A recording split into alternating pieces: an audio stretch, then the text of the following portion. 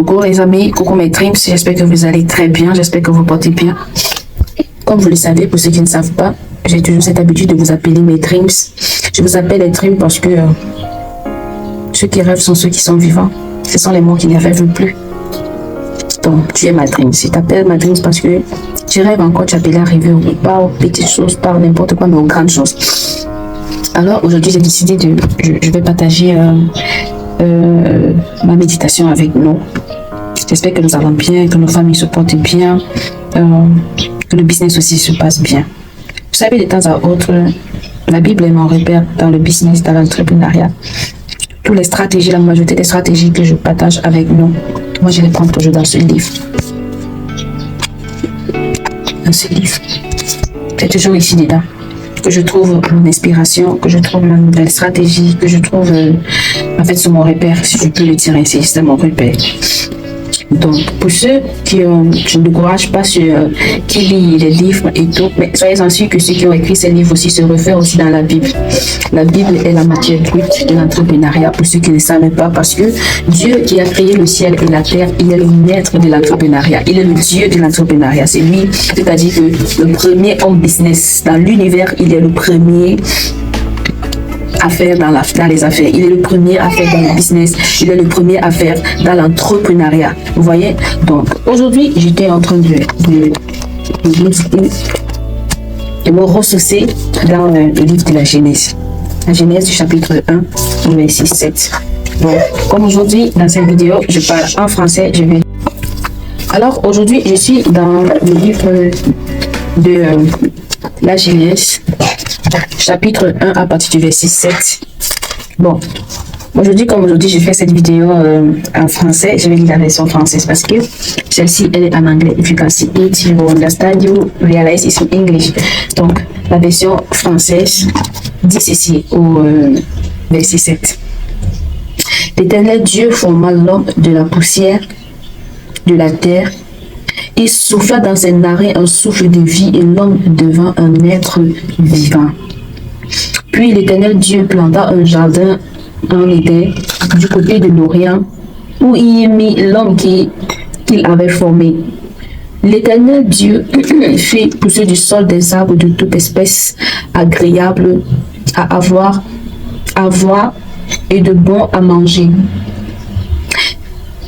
Et l'arbre de la vie au milieu du jardin et l'arbre de la connaissance du bien et du mal. Ça, c'est mon verset que j'ai médité aujourd'hui. Vous voyez, pour ceux qui lisent la Bible, chacun d'entre nous, on a notre objectif, c'est que nous poussons à lire la Bible. Aujourd'hui, moi, je partais dans cette Bible parce que j'avais besoin de quelque chose pour me ressourcer dans mon business, dans l'entrepreneuriat. Alors, dans ce verset, nous comprenons très bien que Dieu, il a fait l'homme, il a créé l'homme avec l'amour.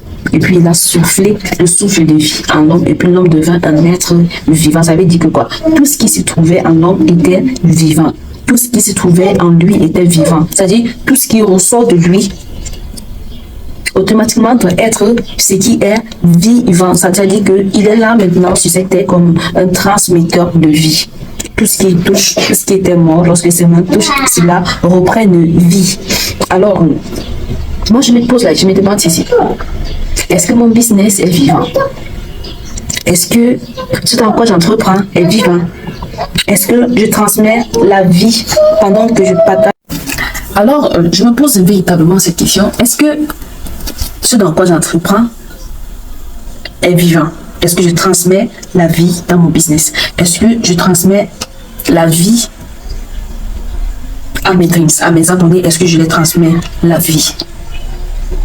En tant qu'être humain créé par Dieu, il a soufflé le souffle de vie en moi.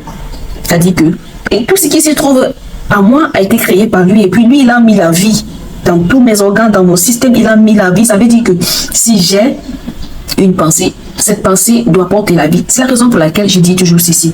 L'entrepreneuriat est une inspiration qui vient de Dieu.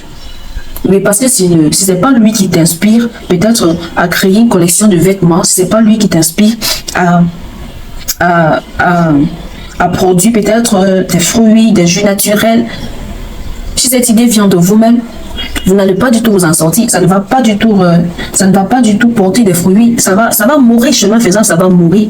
Mais lorsque celui qui a donné l'inspiration, ça va porter des fruits, ça sera de génération en génération. Vous allez, ça sera un patrimoine, si on peut le dire ainsi. Alors, mes dreams, à vous de voir, est-ce que vous transmettez la vie dans votre business, ou vous faites seulement le business parce qu'il faut faire, et puis vous vous référez sur des livres, et puis vous prenez des vidéos comme des modèles à suivre, et puis vous postez, et puis c'est quoi votre fondation en fait? C'est quoi la fondation de votre business? C'est quoi la fondation de votre business? Est-ce que vous le faites seulement, ok, parce que X ou Y fait dans le business, et puis donc, moi aussi je peux me lancer, et puis je peux faire dans le business. Si vous n'avez pas encore débuté à vous référer dans ce livre extraordinaire, dans ce livre magique, je vous invite fermement à le faire, surtout pour votre business, surtout dans ce dans quoi vous entreprenez, parce que quelque part dans ce livre, il dit là-bas que tout ce que vos mains toucheront prospéreront et seront bénis. Voyez un peu. Vous avez acheté peut-être un stock de vêtements et puis vous êtes sur le point de poster, de publier cela. Seigneur, que ta parole, que tu as dit dans tes livres, que puisque les mains toucheront, prospéreront et seront bénis, je prie que cette parole s'accomplisse maintenant dans ce ballot de vêtements, dans ce stock de vêtements. Amen. Voilà. On a l'impression c'est une simple prière, on a fait, mais c'est une prière extraordinaire qui vient de se produire. Et à vous de voir comme un spectateur ce que Dieu fera au travers de votre business, dans cette vente de vêtements-là.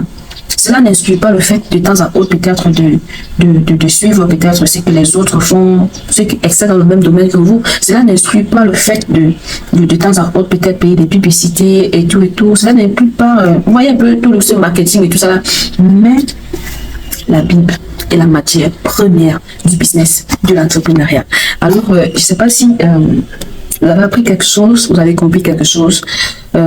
Prenez cette résolution maintenant pour vous qui n'avez pas encore, vous ne vous êtes jamais référé dans la Bible concernant votre business, concernant ce dans quoi vous entreprenez. Prenez cette résolution maintenant de travailler dans ce sens et vous m'en direz. D'ici à là, portons-nous très bien, que le Seigneur bénisse. J'ai l'habitude de dire shalom. Shalom veut dire que la paix de Dieu soit avec vous et moi. Alors, bisous, ciao, ciao.